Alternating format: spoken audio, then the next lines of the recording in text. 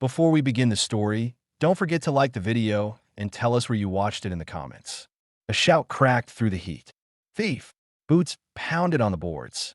A woman stumbled from the mercantile doorway, clutching her arm where a man had shoved her.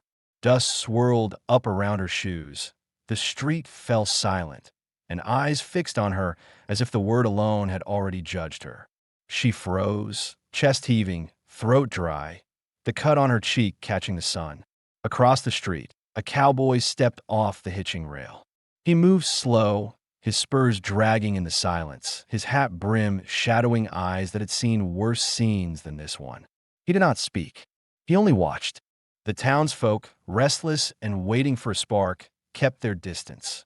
The storekeeper spat into the dust. Caught her with goods she didn't pay for.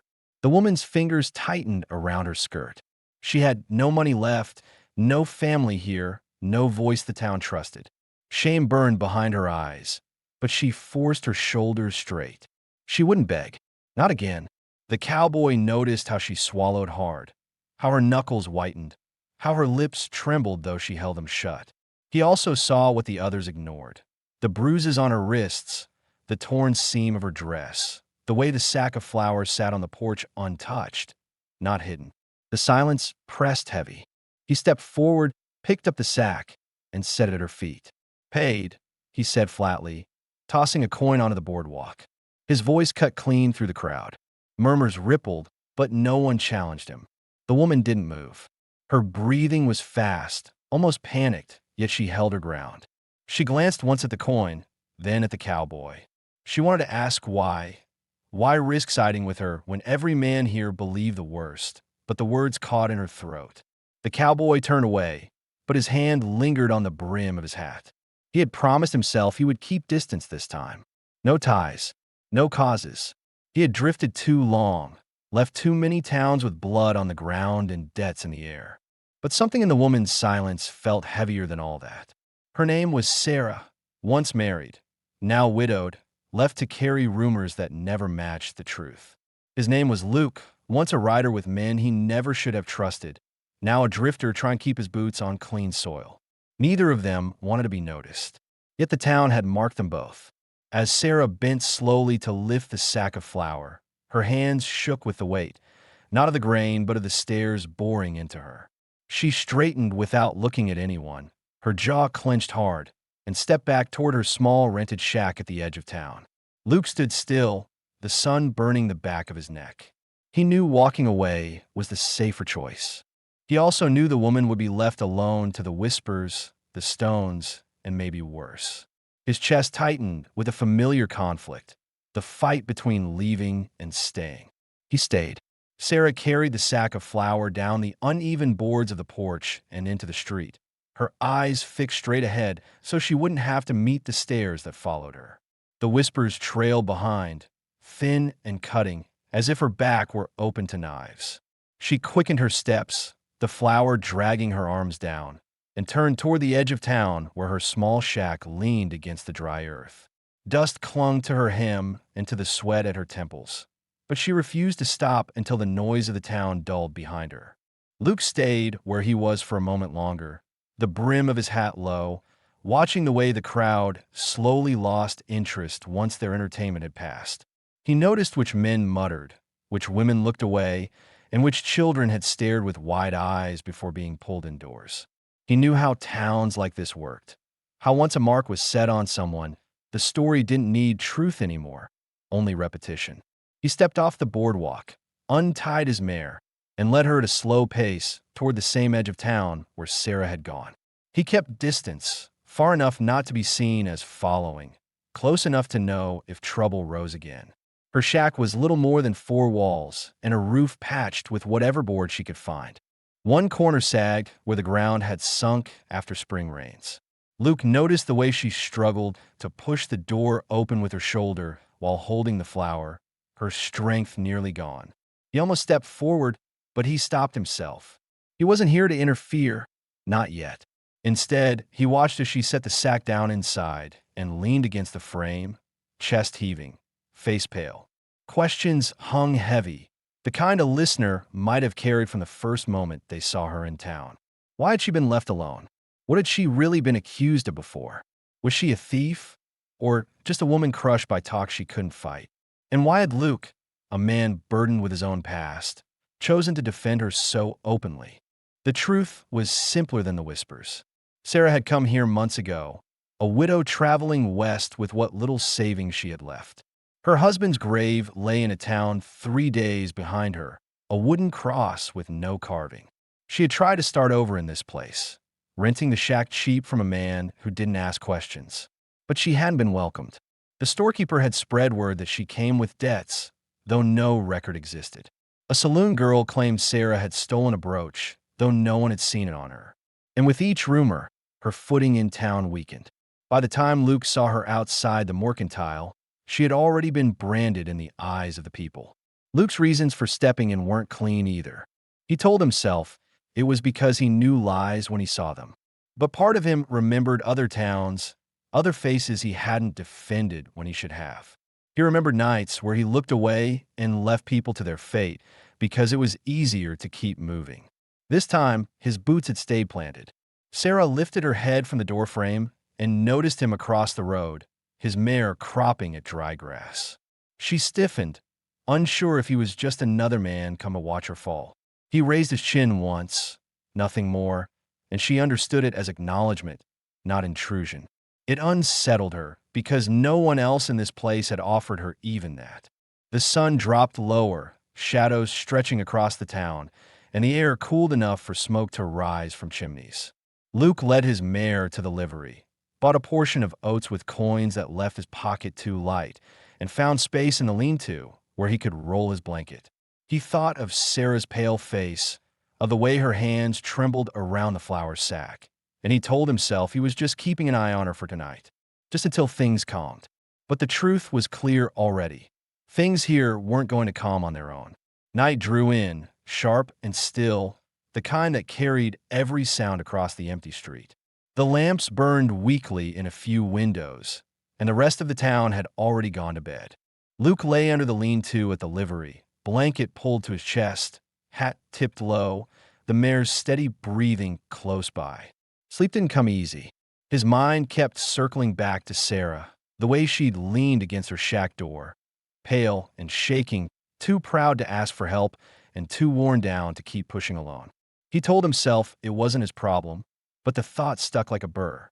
Inside her shack, Sarah sat at a rickety table, the flour sack still on the floor beside her. A single candle burned low, the flame fighting against drafts that slipped through the warped boards. She had eaten nothing all day, not since morning, and her stomach tightened with hunger. She pressed her palm against it and stared at the bare shelf, 2 cracked plates, and a single pan. Her hands shook not only from exhaustion, but from the memory of being accused so openly. She replayed the storekeeper's voice, the word thief, ringing again and again. Part of her wanted to scream, to storm back and demand they prove it. Another part whispered that it would only make things worse. In this town, words became facts the moment they were spoken. Here is what the audience might have wondered but not yet seen. Did Sarah truly have no one in this town who believed her? Why had no neighbor stepped in when she was shoved? The truth was, she had tried in her first weeks to offer bread to a family next door, had mended a shirt for a widow's boy, had even sat in church one Sunday. But once the rumors started, whispers of her late husband's debts, of things she'd supposedly taken on the trail, those doors closed. No one risked siding with her, not when it might put them under the same suspicion. She had learned quickly that silence was safer, even if it meant standing alone. Luke rose before the first hint of dawn. The mare stirred as he tightened his belt and slipped the blanket into his saddlebag. He walked the street, boots quiet on the hard dirt. At Sarah's shack, the candle was still burning inside. He paused at the porch, listening. A cough came from within, faint but sharp, and then silence. He considered knocking. Instead, he sat on the rail, hat pulled low, and stayed there until the horizon began to pale. When Sarah opened the door, she froze. He was sitting there, steady as stone, as if the night hadn't passed at all. She felt her chest tighten, half with fear, half with a strange relief she didn't want to admit. "Why are you here?" she asked, her voice hoarse. "Because no one else is," Luke answered. His tone was flat, not cruel, just matter of fact. Her lips pressed together. She wanted to tell him she didn't need watching, that she could handle herself. But the truth was clear in the way her knees wavered, in the pallor of her skin. She hadn't eaten, hadn't slept, and her body was giving in. Luke reached into his saddlebag and placed a strip of dried meat and a tin cup on the porch. Eat. Drink. He didn't hand them to her. He left them there, so she could decide. Sarah hesitated. Pride kept her arms at her sides for a long moment, but hunger finally won. She picked up the meat with trembling fingers and bit into it slowly, her eyes never leaving him. She hated needing help, hated more that it came from a stranger with his own shadowed reputation. Still, the food steadied her hands. Luke stood. You'll need that strength, he said. He looked at the roof, at the sagging corner, at the way the boards gapped in the wall. This place won't hold when the rains come. For the first time, Sarah felt her anger break past exhaustion. What do you care? She asked, her voice sharp, as if daring him to give her a reason she could refuse. He met her eyes. Because I've seen what happens when no one does. The answer left her silent. It wasn't pity. It wasn't charity. It was something else, an understanding she hadn't expected. She lowered her gaze, clutching the cup in her hands, and realized he wasn't planning to leave. He had decided, in his own quiet way, to stay. The questions left hanging in earlier moments now had shape. He wasn't protecting her for kindness alone, and she wasn't refusing him because of pride alone. Both of them carried past that weighed heavier than they admitted, and in the silence of that morning, those burdens began to recognize each other. The morning passed slow, the sun rising harsh over the town as Sarah swept her porch with quick strokes, more to keep her hands busy than to clear the dust. She kept glancing at the corner where Luke had left the strip of meat and the tin cup. The empty cup now rested on her table inside, but she hadn't decided how she felt about it. Gratitude pressed against her chest, but so did anger. Anger that she needed it. Anger that she had to take help from a stranger when the town had turned its back. Luke stood across the street, leaning against the rail at the livery, chewing on a piece of dry grass while his mare shifted lazily beside him. He didn't move toward her, didn't push, but his presence was steady, as if he had marked her shack as ground he was willing to guard. The townsfolk noticed. They didn't like it.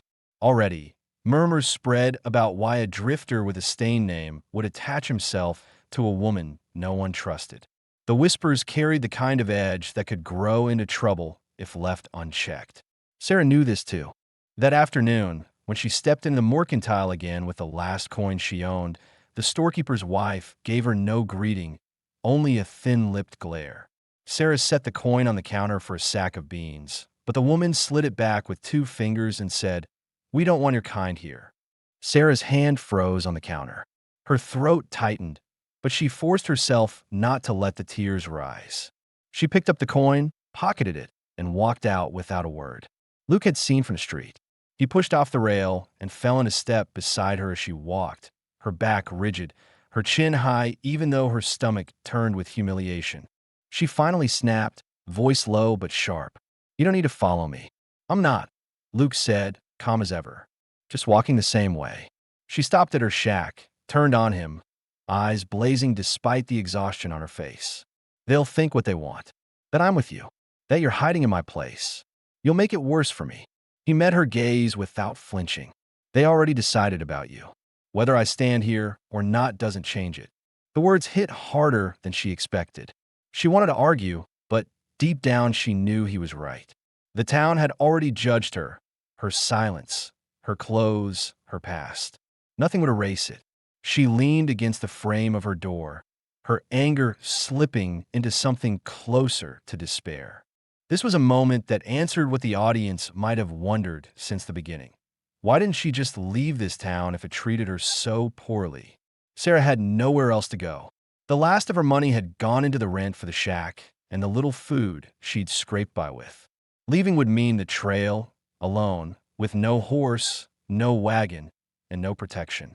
She had buried her husband 3 towns back. Her belongings had been stolen once already on the road, and all she had left was what fit into that single room. Staying in this cruel place was survival, not choice. Luke saw the weight in her shoulders as she leaned against the door. He didn't offer sympathy. He knew she wouldn't take it, but he said, "The roof won't hold in the next storm. I'll fix it." Sarah narrowed her eyes. "Why?" He shifted his hat, his expression steady. "Because I can. Because it needs doing." Her hands gripped the doorframe. "And what do you expect back?" "Nothing." His answer was plain, and he turned toward the livery without waiting for more. That night, when the air cooled and the street emptied, Luke returned with a small sack of nails and a hammer borrowed from the blacksmith. Sarah watched from inside as he climbed the roof, his silhouette black against the fading sky, steady movements fixing boards she hadn't been able to reach. She wanted to tell him to stop, wanted to accuse him of pity, but the truth was her heart ached with relief. She had prayed for help she knew would never come, and now it had arrived in a form she didn't understand. Inside, she sank to her knees by the table, fingers curling around the coin the storekeeper's wife had rejected, and whispered into the dark. "Why him? Why now?" Outside, Luke kept working until the last light faded, hammering each nail with the patience of a man who had decided, for reasons he didn't dare admit to himself, that he wasn't riding out just yet. By morning, the sound of hammering still echoed in Sarah's mind, even though the roof above her no longer leaked light through its gaps. She woke on her cot with her neck stiff and her hands still curled around the coin she had clutched the night before. When she stepped outside, the boards overhead looked straight for the first time since she had rented the shack. Luke was already gone from sight, though his mare stood tied at the livery, proof that he hadn't ridden on. She let her hand rest briefly on the new nails, cool from the night air, and for a moment felt a strange calm. The calm broke quickly. Midday brought another stir in town. A pair of townsmen, one the blacksmith's nephew, the other a ranch hand from outside, walked up to Sarah's shack and leaned against the rail as if it belonged to them. "Roof looks too fine for someone who can't pay her debts," one of them said. The other laughed. They didn't bother lowering their voices. Sarah stood in the doorway, spine rigid, face blank, but her hands shook where they hung at her sides. Luke appeared before she could speak. He walked down from a livery with slow, deliberate steps, the kind that made the men stiffen without knowing why. He didn't raise his voice. "Get off the rail." The blacksmith's nephew snorted. "You fixing up her place now? That what you're doing with your days?" Luke's eyes stayed on him, steady and cold. "I said get off." His hand never touched the gun at his hip, but the weight of it was clear enough. The two men glanced at each other, muttered something under their breath, and left with boots crunching the dirt harder than necessary. Sarah let out a breath she hadn't realized she was holding.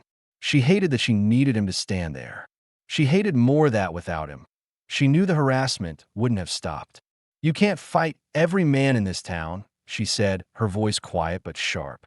"I don't plan to," Luke answered, "but I'll fight the ones who try to use you for sport." The question hung in the air. Why was he doing this? Why would a man with no ties and a past he avoided speaking of decide to stand between her and the town's scorn? Sarah asked him outright this time. "Why me?" Luke didn't answer at once. He looked past her at the inside of the shack visible through the open door. The thin cot, the bare shelf, the cracked table.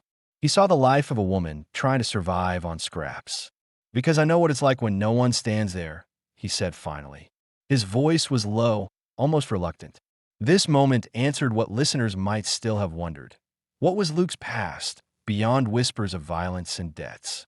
He wasn't ready to tell the full story, but the truth was simple. He had ridden with men who left wreckage behind them, and more than once he had walked away from people who needed help because it was easier not to get involved. Those choices stayed with him. Now, with Sarah, he wasn't willing to repeat them. Sarah studied him, her anger softening into something else, something more dangerous because it threatened the wall she had built. She didn't thank him. She didn't smile. But she stepped back and left the door open, a silent invitation. Luke didn't enter, but he nodded once before turning back toward the livery. That evening, storm clouds gathered on the horizon, thick and low. Sarah sat by the table, grinding beans she had managed to trade from a passing peddler. She thought of the roof above, the men who had taunted her, and the stranger who had driven them off. The questions she hadn't wanted to face pressed hard now. Could she trust him? Could she risk letting someone close, knowing how quickly trust could turn into betrayal? And more than that, if he stayed, what would the town do to both of them? When the first rumble of thunder shook the shack, she set the grinder down and whispered to herself, "He's not staying. He can't." But outside, Luke had already tied his mare under shelter and stood in the street, watching the sky, as if he had made a choice he wasn't going to turn back from. The storm broke just after nightfall. The wind tore down the street in heavy gusts, slamming shutters and rattling loose signs, and the rain came in sheets so thick the lamps along the boardwalk flickered out one by one. Sarah sat inside her shack, back pressed to the wall, watching water leak through the edges of the door. The roof above her held. The new nails had done their work, but the walls shuddered against each blast of wind. She tried not to think about how close the storm sounded, how fragile the boards around her were. A hard knock struck the door. For a moment, her chest seized. Was it one of the townsmen again, come to harass her under cover of thunder? Her hand trembled toward the latch. "It's me." Luke's voice called, steady even through the roar outside. She opened the door just enough to let him in, the wind forcing its way past him with a burst of rain. He stepped inside dripping, hat low, shoulders damp, eyes scanning the room once before settling on her. He closed the door behind him, setting his weight against it until the latch caught. "Roof's holding," he said, water running down his sleeve. "It should," Sarah answered, hugging her arms. She wanted to sound sharp, but her voice was smaller than she liked. He moved the chair closer to the door, sat with his back braced against it, and tilted his head toward the leaks near the window. "Got rags." Sarah hurried to fetch a bundle of cloth. As they pressed them into the gaps together, their shoulders brushed in the narrow space. She pulled back fast, unsettled by how quickly the small contact stirred something she hadn't felt in years. Safety, not from the storm, but from being alone. The storm raged on. The shack creaked, but it held. They sat by the table, the candle flame bending under each draft. Silence stretched between them, heavier than before. Sarah knew what the audience might be wondering. How much did she actually know about this man? She had let him in her home, let him fix her roof, let him scare off her tormentors. But she knew nothing beyond rumors. So she asked, "Why did you come to this town?" Her voice was calm, but her eyes were sharp, searching.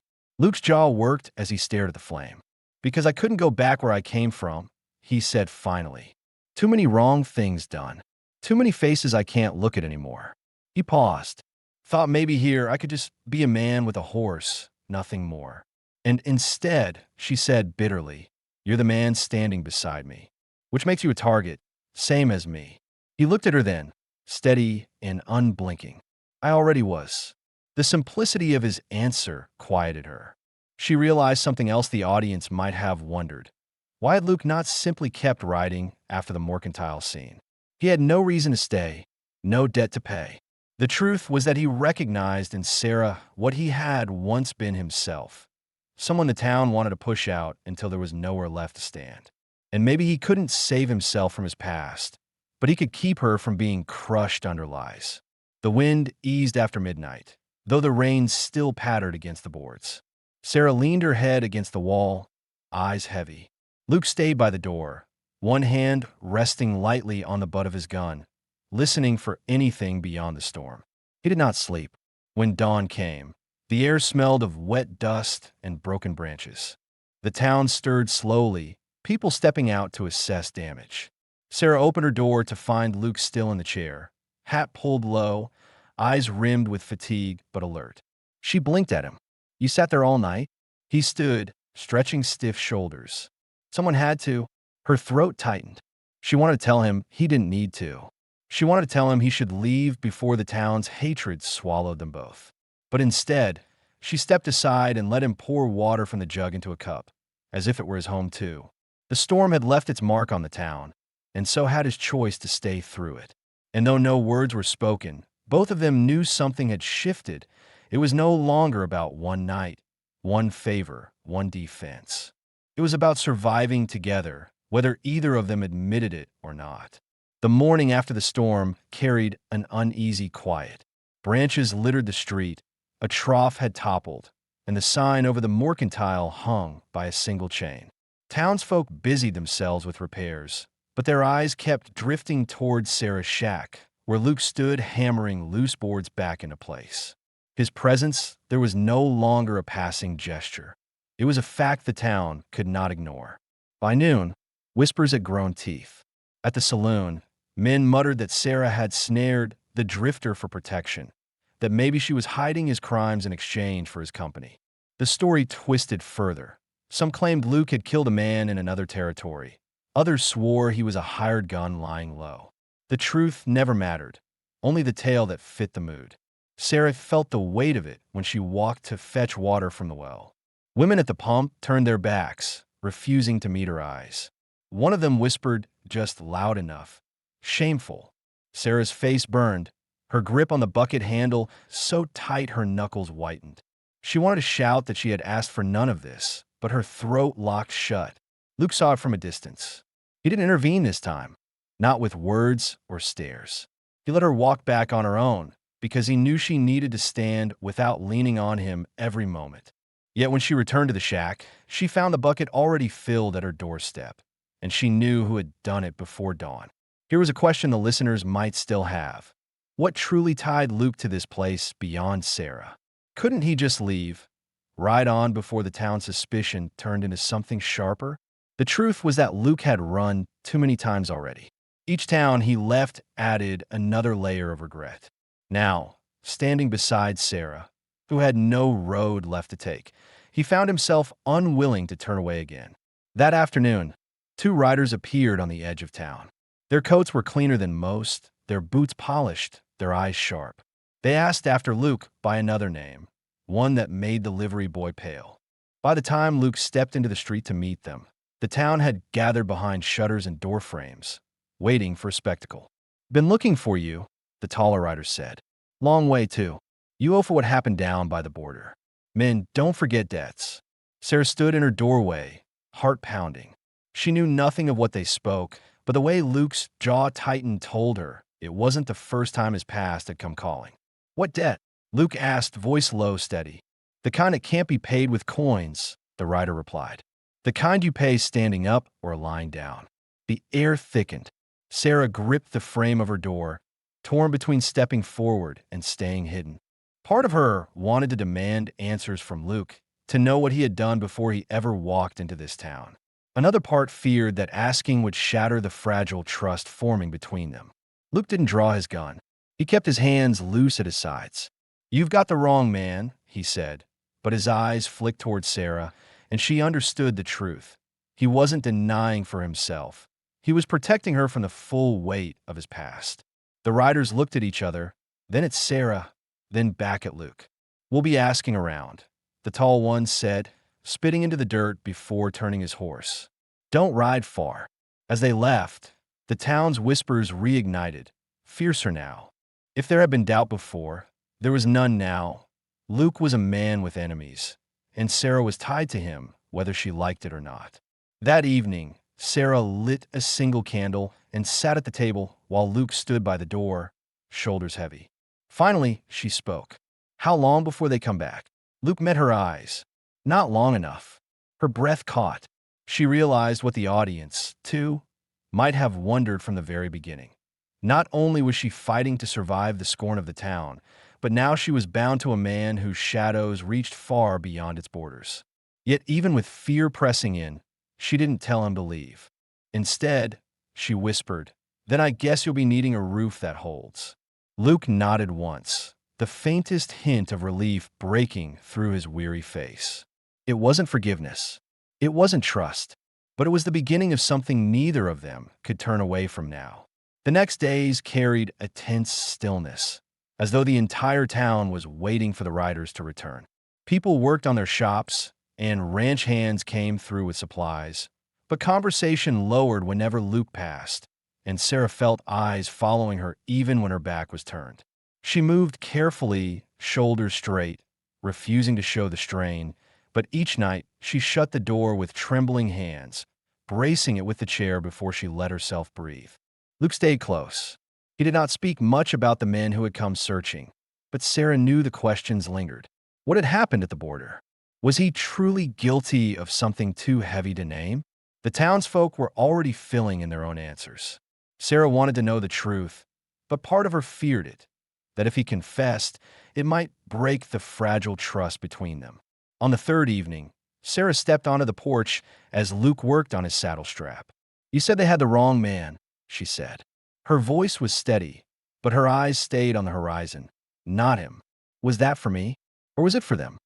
Luke paused, fingers tightening on the leather. He considered his words carefully, because half-truths were already weighing on them both. "It was for you," he admitted. "Those men, I rode with them once.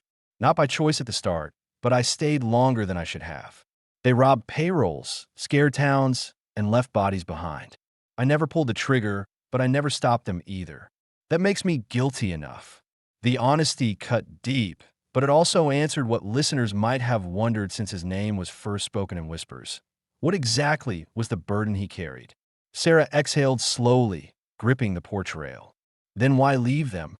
"Because there was a boy," Luke said, eyes fixed on the saddle. "We found his family burned out on the trail. The others were ready to leave him. I couldn't.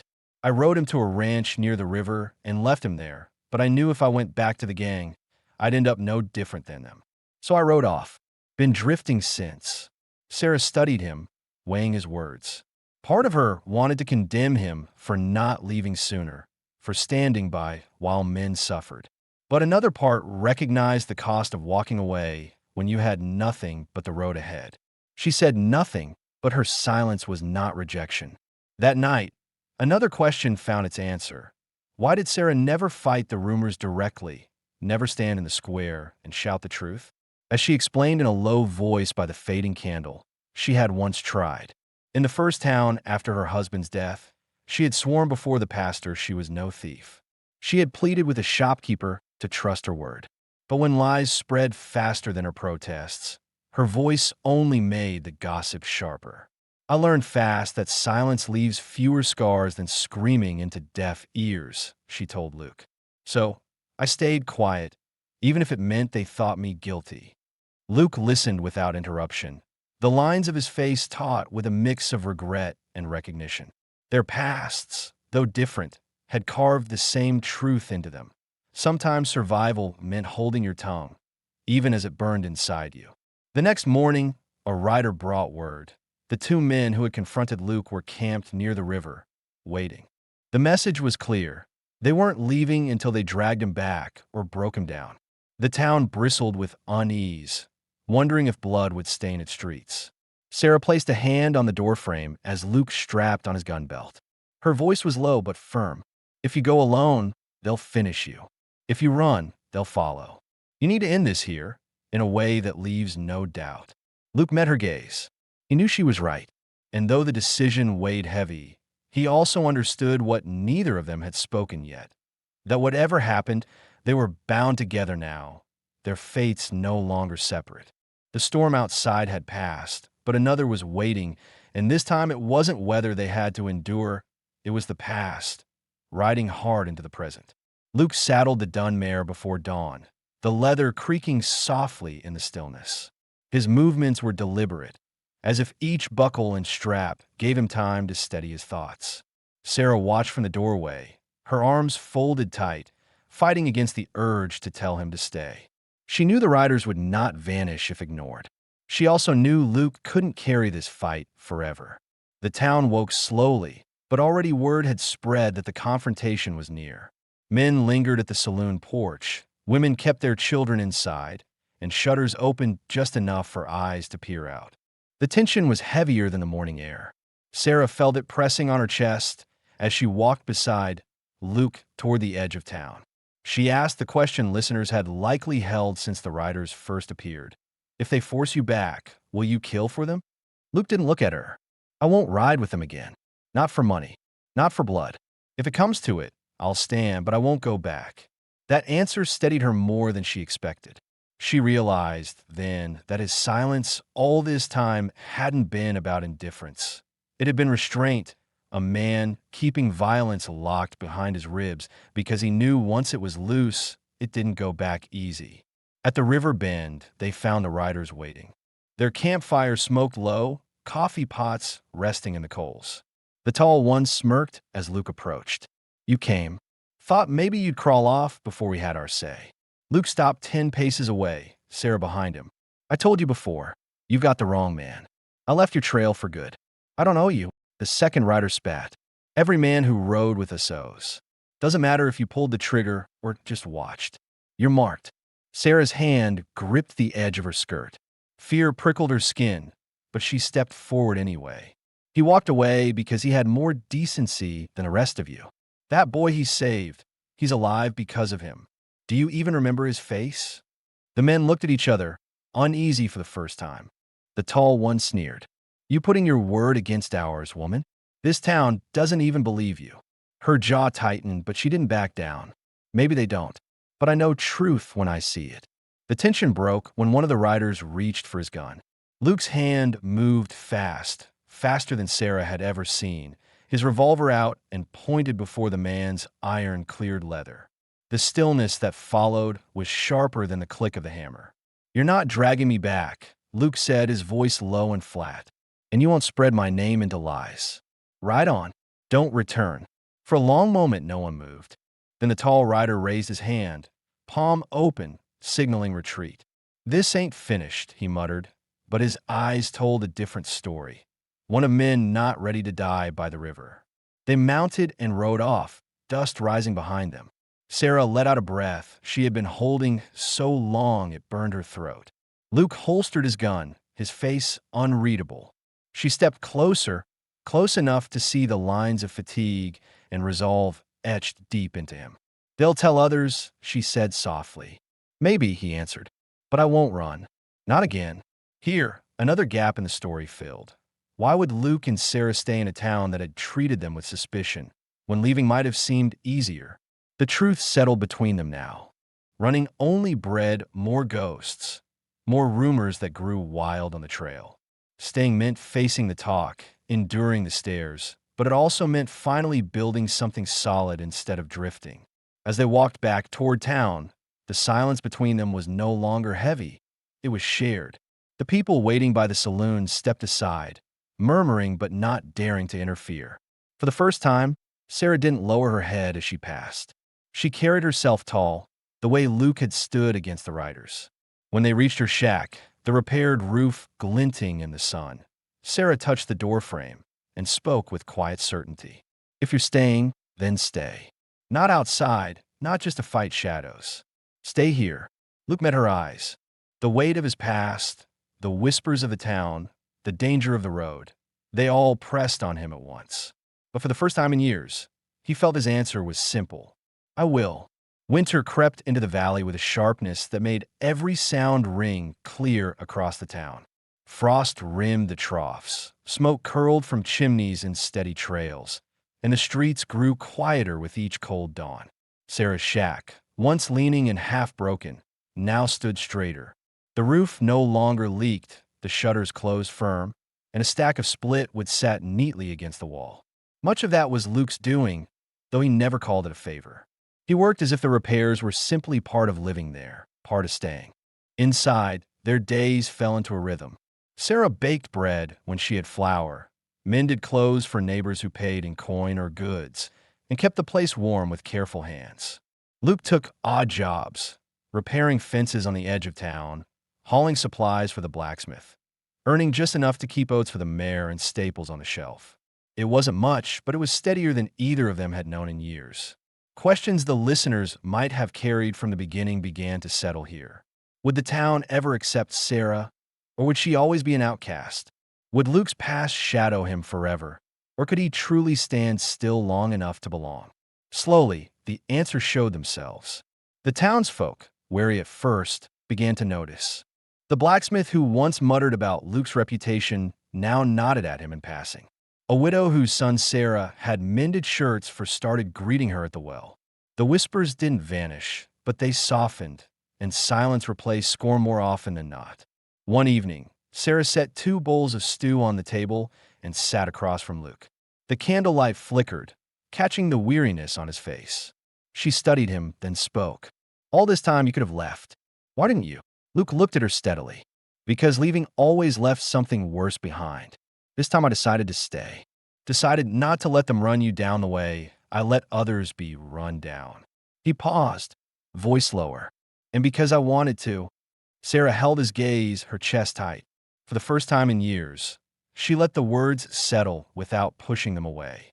Then you're not alone anymore, she said. It wasn't a declaration of love, not yet, but it was more binding than any vow. The days passed, and the riders who had threatened Luke never returned. Word spread that they had been driven off for good near the border, unwilling to risk more loss. The fear that once lingered over Sarah's shack began to ease. She no longer jumped at every knock. Luke no longer watched the horizon with suspicion at every dawn. By the first snow, the town had accepted what neither Sarah nor Luke had spoken aloud. They were no longer two outcasts surviving separately. They were a household. Not perfect, not free of scars, but unshaken. On a clear, cold morning, Luke led Sarah to the edge of town, where a small rise overlooked the valley. There he set a simple wooden post, carved with the name of her late husband. He deserves a marker, Luke said quietly. You deserve to know he rests proper. Sarah's eyes burned, but she nodded, her hand brushing against Luke's sleeve in gratitude. The grief that had bound her began to loosen, not vanish, but rest easier. When they returned to the shack, Sarah didn't call him mine anymore. She set 2 cups on the table without thinking. Luke hung his hat on the same peg each evening. Their silence, once heavy with mistrust, was now a language of belonging. Here, the last unanswered question found its place. Would their story end in more loss, or in the quiet steadiness they both had been denied for so long?